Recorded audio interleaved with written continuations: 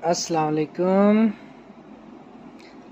آپ لفظ کتابوں سے پڑھ کر لکھتے ہیں، میں نے زندگی کی تلخیوں سے چنے ہیں۔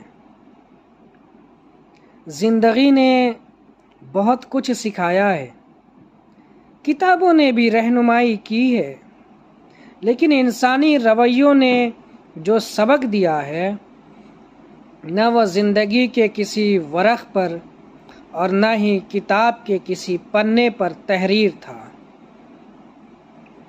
دن کے اجالوں میں ضبط کیے گئے سسکیوں کی کہانی جب رات کے سناٹوں میں اللہ رب العزت کو سنائی جاتی ہے، وہ تڑپتی ہوئی آہ و پکار کسی بھی رکاوٹ کے بغیر سیدھے اللہ تعالیٰ تک پہنچ جاتی ہے۔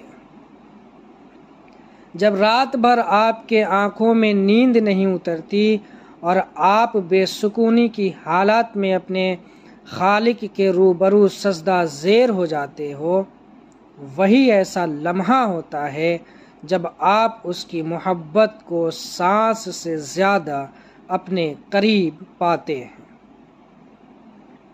آپ سوچتے ہو بے سکونی سزا ہے، مگر در حقیقت وہ اللہ سے ملاقات کا ایک چھوٹا سا ذریعہ ہے۔ وہ آپ کو چن لیتا ہے۔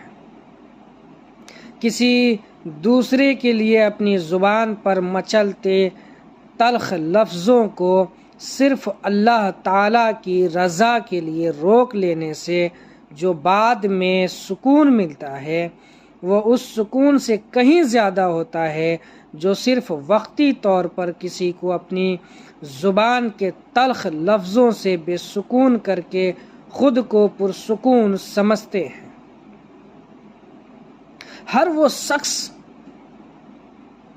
جو آپ کی زندگی میں قدم رکھتا ہے، اس کے آنے کا کوئی نہ کوئی سبب ہوتا ہے۔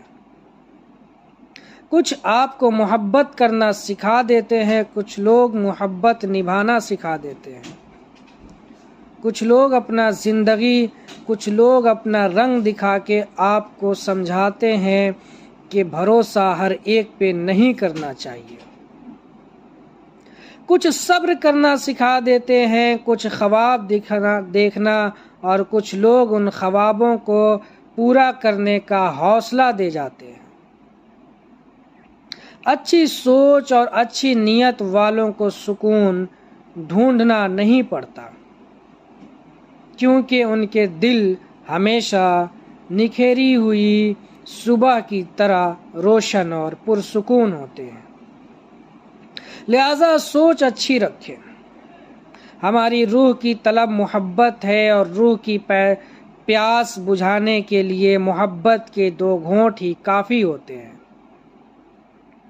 ایسی محبت جو مفاد پرستی سے پاک ہو، جو لین دین سے آزاد ہو، جو جسمانی طلب کی محتاج نہ ہو، جس میں مقابلے کا عنصر وہ موجود نہ ہو، جس میں تیری میری کا فرق نہ ہو۔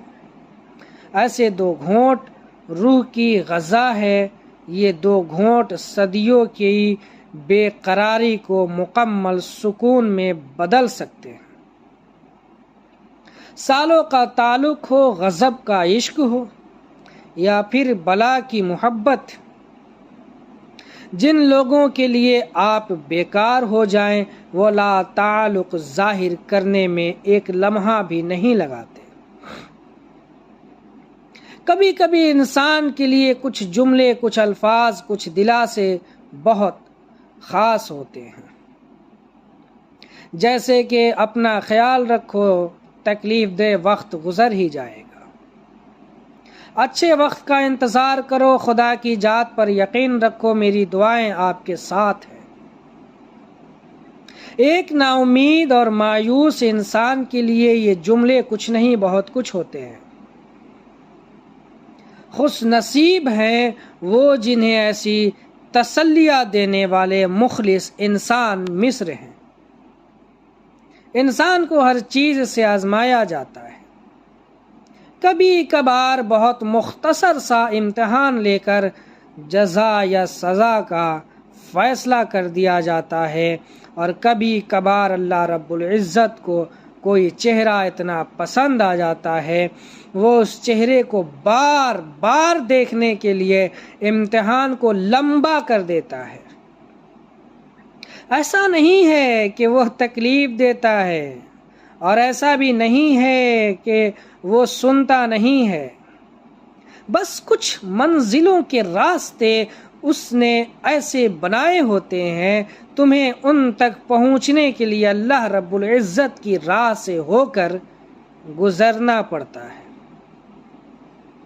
آپ سوچتے ہو کہ یہ تو میری پسند کی راہ نہیں، لیکن آپ یہ گمان بھی نہیں کر سکتے اس راہ کی آخری پر جو منزل وہ آپ کے لیے بنائی گئی ہے کتنی پسندیدہ ہے۔ جن راستوں پر چل کر رب کو کھویا تھا، ان راستوں کو چھوڑ کر رب کو پالے۔ اللہ کے بغیر ہم کچھ بھی نہیں کر سکتے۔ دعا کرتے رہیں۔ ایک دعا نے انہیں سب کچھ دے دیا۔ موسیٰ علیہ السلام کے پاس کچھ بھی نہیں تھا، بھوکے تھے، کھانے کی ضرورت تھی، پیاسے تھے، پانی کی ضرورت تھی، بے گھر تھے، گھر کی ضرورت تھی، راہ حیات میں اکیلے تھے، ایک رفیقہ حیات کی ضرورت تھی، خوف دامن گیر تھا، امن کی ضرورت تھی۔ ایک دعا نے انہیں سب کچھ دے دیا۔ مومن کو دعا سے کبھی بے نیاز نہیں ہونا چاہیے۔ زندگی اتنی سچائی سے جیے، جب کوئی کہے تمہیں تمہارے کرموں کا پھل ملے گا تو وہ الفاظ آپ کو دعا لگے، بد دعا نہیں۔ خوش رہا کریں اور نیک اعمال کی کوشش کیا کریں۔ جب آپ اللہ کی چاہت کو قبول کر لو گے، پھر وہ بھی تمہاری چاہت پر راضی ہو جائے گا۔ اگر آپ کی وجہ سے کوئی رب سے جڑ گیا تو یہی آپ کے لیے کامیابی ہوگی، اس لیے دوسروں کو اپنی باتوں کے ذریعے اللہ کی محبت سے جوڑ دے تاکہ وہ آپ کی کوشش سے اللہ والے بن جائیں۔ ہر انسان کو کوئی ایسا چاہیے ہوتا ہے جو اس کی خاموشی میں چھپے راز بھی سمجھ لے۔ پھر انسان اپنے خالق حقیقی سے محبت کیوں نہیں کرتا، جو اپنے بندے کی خاموشی اور خاموش دل، خاموش آنسو، سب کی صدائیں سنتا ہے۔